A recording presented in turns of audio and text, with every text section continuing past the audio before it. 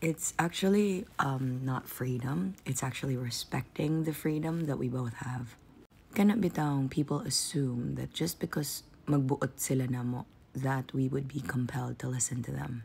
Kemi and I share that respect with each other because when we met, we really confronted the issue.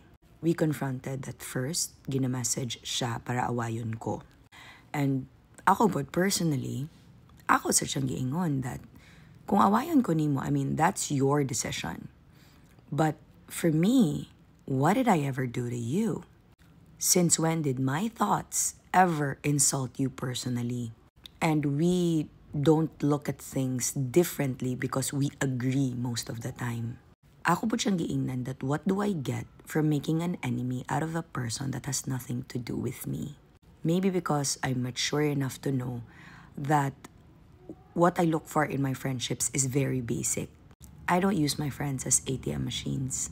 I use my friends as a sounding board because it's always good to learn from other people.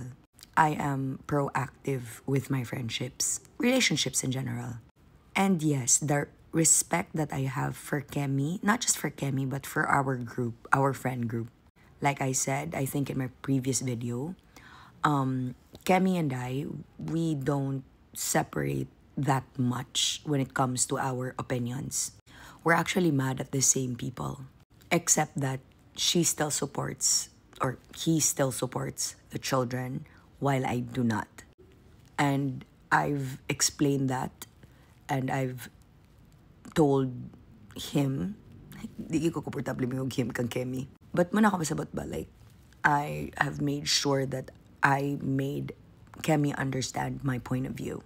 And ganahan lang pud ko because Kemi is so respectful. Nga ningon ragid siya kung sa may labot na ko anaday. Exactly. Political opinions don't buy shit. Political differences don't buy shit.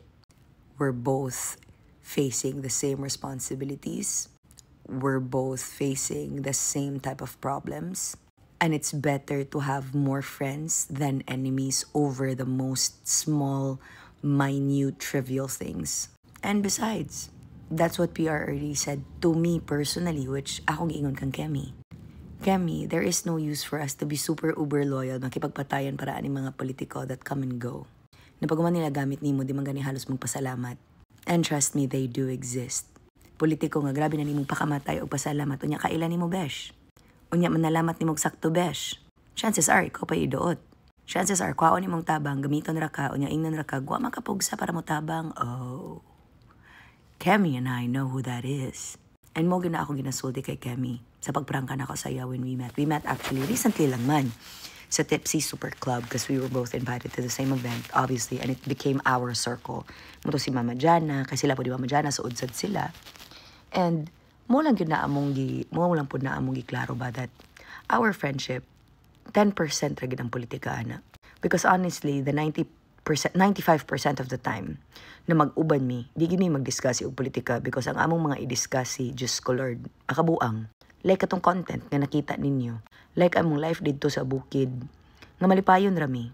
Or mag-uba na sila, puro ra na sila sa Lida. Sa Lida nga makakwarta si Kemi because na siya ginapahuman nga balay, which is iya man po ng katungod. Kay kibaw ka, ang opinion lagi, akong balik-balik ko na sa inyo. Bisan pag-unsaon na ninyo ng inyong opinion, okay, kung makita mo sa meta, go ahead. Pero maging akong ingon kang Kemi. Kemi, what do you get out of making me an enemy? Kaya makita man po niya nga, di saan ako siya butan, kaya di man po ko magbabuot. And besides, Kemi has met my family.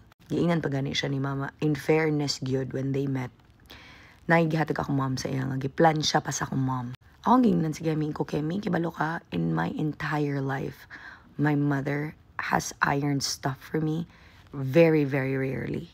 Because of course, my mother and I, we never lived together nga kanang the same way that she has with my sister. So she met my mom and my dad because we had dinner together in Jerry's when she arrived. And specifically niya, nagid akong mom nga whether Kemi posts it or not, it doesn't matter. Nabuhi man among negosyo for 13 or so years because it opened in 2013 up until now. And it will go on whether people post about us or talk about us or not because lami man among pagkaon. So yung ana bitaw, the mutual respect. And ako, katong pagkahitabo sa Linog, the first people that I checked up on was Kemi, Mama Jana, Jen. Crystal, Mama Benny, Mami Nins, diba? Even si Christian Siniza. Christian Siniza is such an openly kakamping gay content creator in Cebu. Because, wala ko pasabot ba, like, I checked up on people and I did not check who their political affiliation was. And like I said, Crystal, who's part of the group, katong lamig kay muluto na mga friend, is a kakamping as well. But, wa ko kadungog niya that would force an issue towards me. Because the only time that we actually discussed politics, I laid the cards to them and made clear, unsa ra po ingon ni PRRD. Which is, let's all be loyal to the Filipino people. Let's all do things in our part or in our view that makatabang sa katawhan. And dili man makatabang sa katawhan ug mag-away-away ta nga murag mga batang gagmay nga way buot. Sakto ang ingon ni Kemi nga unsa man mi mga illiterate me.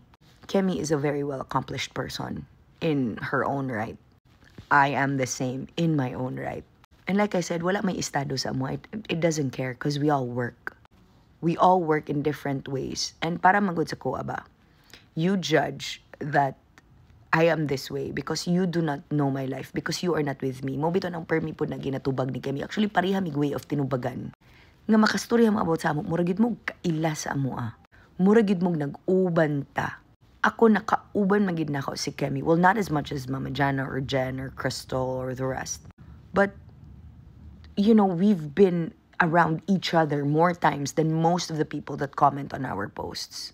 And like I said, ang irong buang ba, ang irong nga wakaila mo ng kusog mo paghot. Tama o dili. So, mo bito na nga, we really addressed it. Like, gituyog ito na ako. Ningon ko ni Kemi. Of course, I asked for Kemi's permission. Ko, Kem, kanang, I will make a video ha. Like, to say, and that's just to get it across nga. Kanang bitang, nag-uban ta. Because syempre, kasi naman picture-picture na sa mga tagaw, di ba? Buhat-buhatan na sa storya. So, mo to siya, sige, day. And besides, you didn't even know that before the flight, nabudol ko ni Kemi. Like, I bought new sunglasses from the airport, like Prada sunglasses. I will just flex it soon. Kanang naanami sa mga trips kaya ako pa manggamitan sa akong travels. Or maybe later, maybe tomorrow. I want naman good kaya mo-fly mo ko later. Gabiin naman good. So, I wouldn't really need sunglasses. Or maybe I might use it tomorrow for my missions. Pero muna akong pasabot ba, like, ing anak mi ni Kemi ka, dili mi super close because we just met, right? But we just agree and we just respect each other. And like I said, wala ko'y labot sa unsay kanang lunod patayan ni Kemi ng mga politiko. And she's the same with me. Because ang amo ramang good is that we mutually respect each other. And I think in all friendships, that should be that way. Because ang ako manggod, I refuse to respect people that disrespect me personally. Kana bitang kibalo ka that nga nakakabastos. Ako, usahay, di ko kapugong mutubag ko.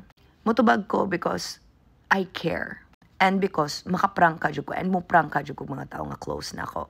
Or mo prank ako mga tao that I have access to. Because dili manggugong nga. Unsa man awayon ako si Kemirot. For what? Clout? Katubitaw mo ingon to nga, hala, huwata na lang ka, mag-away ra mo. Mag-away ang bugo ug ang bright. Because ang bugo, di kasabot sa bright. Pero ug puro bright, puro mature, puro secure sa ilang kaugalingon, puro secure sa ilang baruganan, ug puro dili magpabuot, dili gina maglalis. Dili na maglalis, labi na og kibalo pud maminaw. Oo, mga saba kay mi, mga ratatat kay mig baba. But you know what? We proactively listen to each other in conversations because that's what a conversation is. You actually have to listen to learn, not you listen to respond. Ako personally, mo na akong ganahan pud kang Kemi because maminaw man gud siya. Gipasabot na ko siya why I'm with the Romualdezes, why I'm with Tingog, what happened, how it happened. Did it change how Kemi looked at the Romualdezes? I don't think so. Because at the end of the day, I'm also not selling the Romualdezes to her. I'm not. I'm not even selling the Romualdezes to you. Ang ako lang, I stand with them because it's a personal choice. Because it's been my personal choice since April 14, 2022. So I am not going to have anybody tell me otherwise. And if you bash me just because I stand with the speaker, that's your problem. That's not mine. Because your opinion doesn't matter to me. Because we keep on living and we keep on working. Same na guna sa iba si Kemi because grabe ka siya ka-diehard supporter sa mga Duterte. So what? Our lives will go on with or without these politicians anyway. Ingat!